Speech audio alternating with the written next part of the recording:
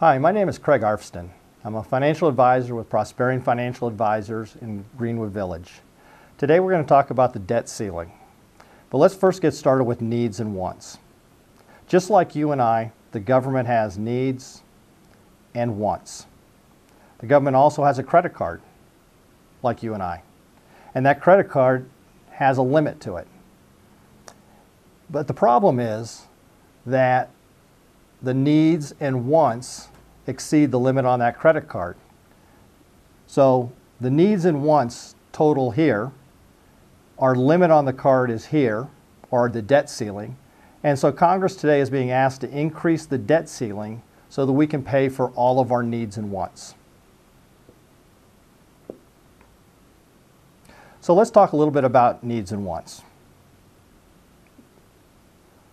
So our needs would be making a mortgage payment, buying groceries at the grocery store, paying for utilities. Those are examples of our needs.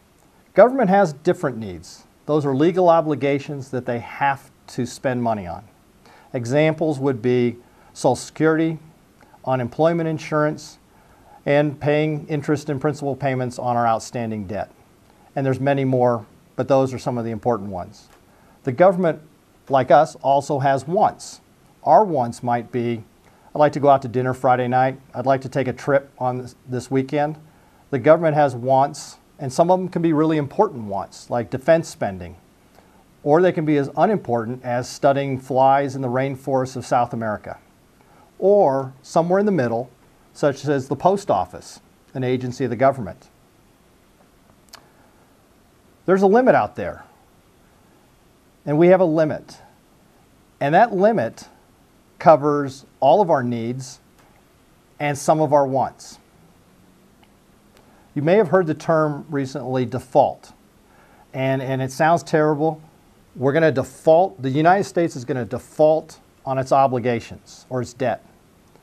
And you can see that there's plenty of money to cover our needs and some of our wants. So the idea of the United States defaulting on our debt is really not going to happen. But you may have heard another term out there called default on our obligations. That's not as important as the other default. Default on our obligations would be our inability to pay for all of our needs and wants, the entirety of that. And that's important, but not as important. Another term you may have heard would be, or something else that could happen if we did not raise the debt ceiling, would be that government would shut down. And you'll see there, the idea of government shutting down, what comes to my mind is that everything shuts down and goes to zero. In reality, that's not true. We have a limit, enough money to cover all of our needs once again, and some of our wants.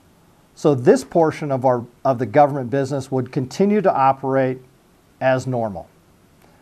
What would be shut down, or what is at risk of being shut down, would be those wants in government that there are no funds to cover.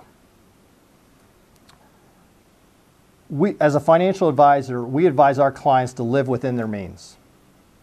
And what that means is to live, the money coming in, having enough money to come in to pay those obligations.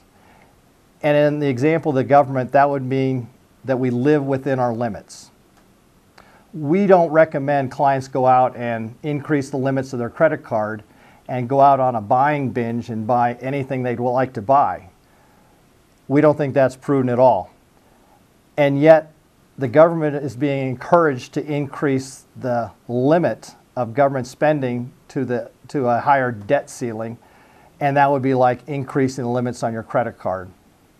We don't think that's prudent at all. Our advice to government would be to live within your means, maintain the existing debt ceiling, and make the hard decisions of which of our wants are important and which of the wants can we just let go.